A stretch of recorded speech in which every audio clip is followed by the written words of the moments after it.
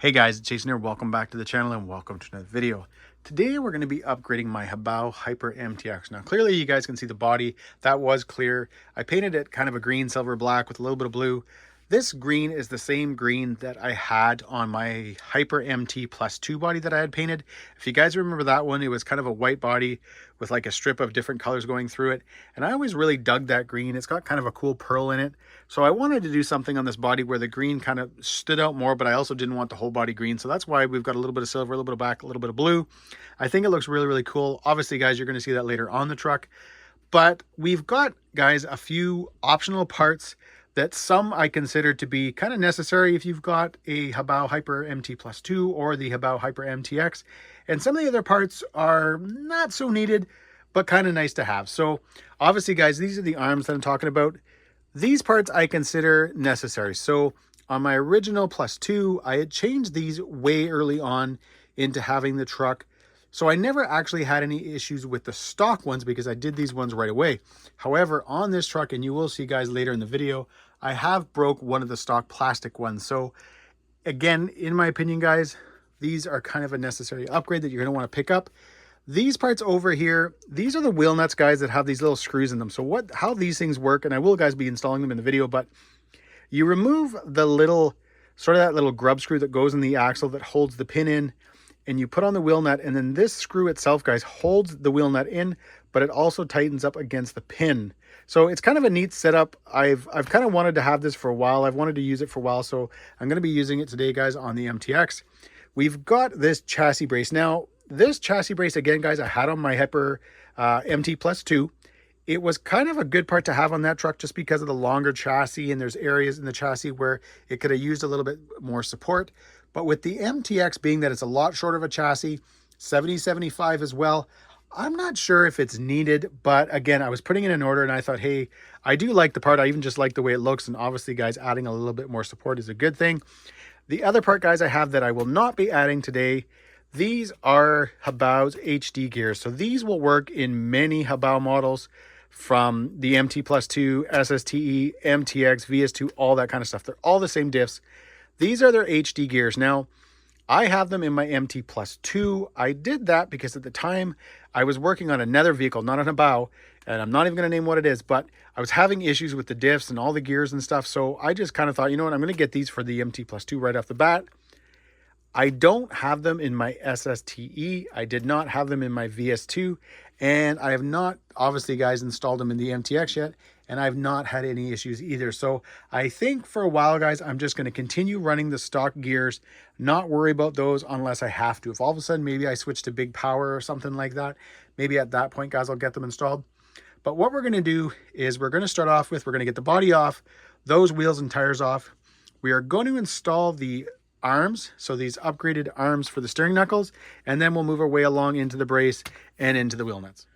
All right, before we get to attaching, guys, the arms, I just want to show you guys the point to these. Now, obviously, you can see they're big, they're beefy, they're aluminum. They're going to provide a lot more strength, but I'm going to show you on this vehicle how they're supposed to look and what one of mine looks like right now. All right, so this is my front steering knuckle. So it's kind of made up of a couple of parts. Obviously, you have your axle and bearings and all that kind of stuff, but for the actual physical steering block itself, you've got your centerpiece right here, and then you've got the arm. You can remove these two screws right here. There's a screw underneath the rod end, and this arm will come off. So if you snap the arm, you can replace just this. Now, since the dawn of time with my Hyper MT Plus 2, I've always had these parts on. I've never broke, bent, damaged, nothing. So the reason, guys, I'm kind of emphasizing that is because on the MTX and on my rear one, you can see right here, I broke it. So this obviously, guys, is being the stock one. I broke this. Now, I don't remember exactly when. I do remember a couple of really bad landings where I came down hard. And obviously, guys, it was one of those landings that did this in. So with my Plus 2, I never had a problem because again, guys, I had these changed over right away. So I honestly, guys, got them because I thought they looked really cool. I know they would obviously provide strength and all that stuff, but I was more about just the fact that they looked cool is the reason I got them. However, you can see here, I've already snapped this. So in my opinion, guys, like I mentioned earlier on the video, I think this is kind of a must-have upgrade because you kind of go from something that, again, it wasn't an easy, like it wasn't a soft landing or anything like that. It was a pretty hard bang if it's the accident, the crash that I'm thinking of. but still it did break it. And I have put my MT+2 through everything and never had an issue. So anyways, guys, we're going to get these installed.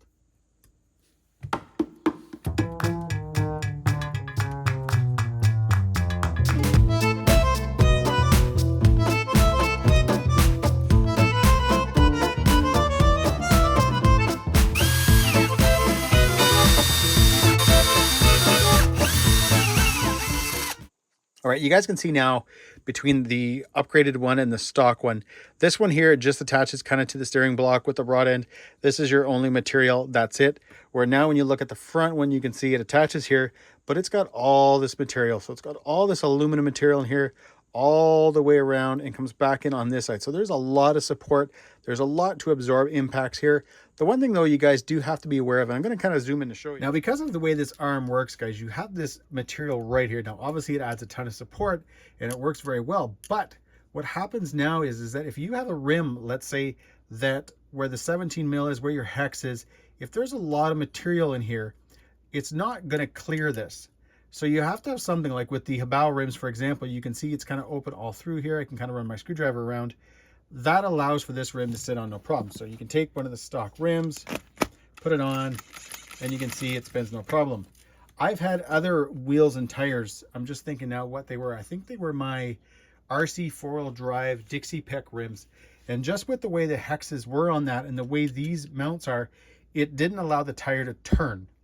So you have to be kind of aware that when you're buying these, if you're not using the Hobao wheels and tires, or Hobao wheels mainly, you just have to make sure that you've got a lot of kind of openness right here so that this rim, when it goes on, can kind of sit in here, and this here will clear this right here. So again, I'm just making you guys that aware that if you do pick up these parts, again, just make sure your wheels and tires will work. Spend a little bit of time, make sure that this has got a lot of open space around it, and you'll be good to go. All right, I thought I'd show you guys with these Proline rims too, because these are a really good rim to kind of show you what I'm talking about. You can see right here, it's all open. So if you can imagine, if these holes right here, so these are for your screws to mount into your adapters. If let's say these were longer, right, and if they came all the way down to here, when you put this on, obviously guys, this is going to be sitting close to here. This right here would be in the way.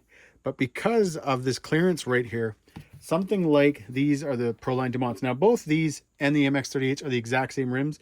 Obviously, the MX-38s are wider, but I'll show you with both tires that you can put this on. There's no rubbing. It's not hitting either. With, again, other rims, it just literally won't turn. So we can throw the MX-38 on here now. Same thing. Spins no problem, guys. You're good to go.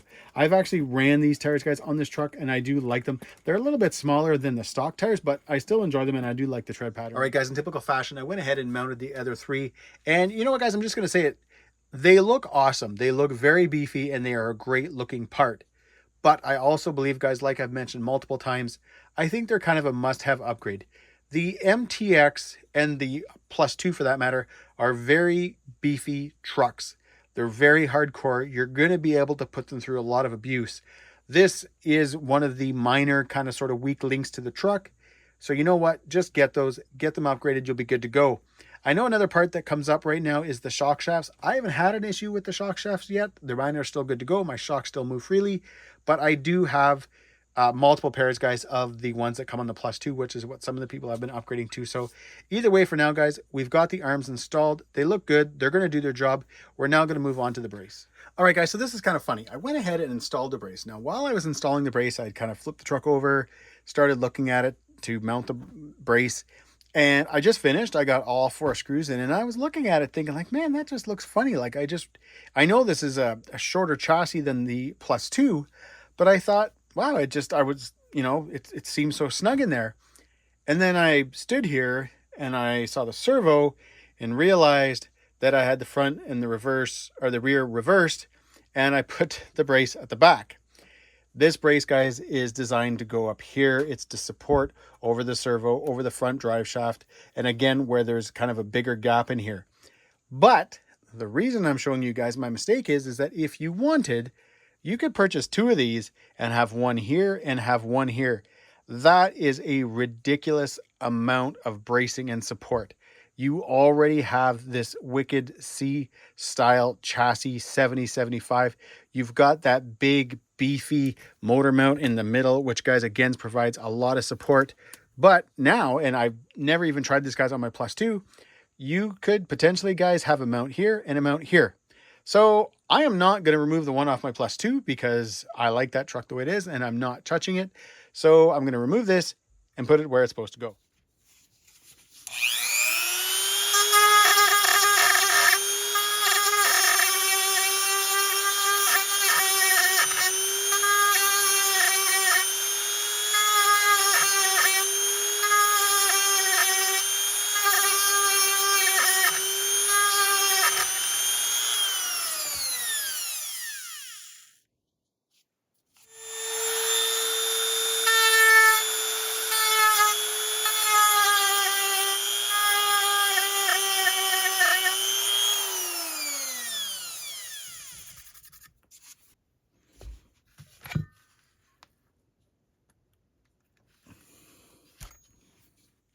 All right, so this is how it was supposed to look in the proper location.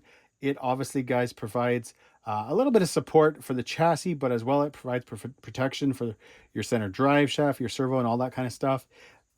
I probably, guys, will now pick up one for the rear just to reinforce things even more. Do I think it 100% needs it? No.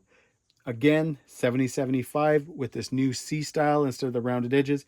This is a very beefy chassis, but it's not like it weighs much, so all it's going to do is help a little bit more. Again, really nice part, guys. Always thought it looked cool on the truck. What we're going to do now, though, is we're going to move into getting the wheels and tires back on and show you guys those wheel nuts. All right, guys, I went ahead and mounted up the other 3 tires. I've got the new wheel nuts on all those, and I'm just going to focus on this one front one to show you guys how everything goes together. So once you remove, obviously, your tire, you get your little grub screw. So this is the little guy, if I can get it to focus, that sits in here. So you back this off. This would have been holding the pin in so that your pin doesn't fall out when you take your tire off. You don't have to worry about that because this big guy right here now is going to also be tightening onto your pin. So what we're going to do, you get the tire on. And something else, guys, I should show you before we even get to putting the wheel nuts on is the new wheel nuts that come with the MTX are serrated on this side. I don't think the Plus 2, the original ones were. They were a lot wider on the Plus 2. I never actually had an issue with them backing off, but you can see, guys, on this upgraded wheel nut that it's serrated also, and you can just see how much more contact it's going to have with the rim. And I can tell you guys right now, even just from wrenching this thing down, and then I was trying a few things, so I'd kind of put it on, tightened it up, and then I backed it off. You can definitely tell, guys, you can put the power down. I would say, guys, that probably even without the screw, these wheel nuts would do a fantastic job. But you know what? You've got these, so you might as well use them.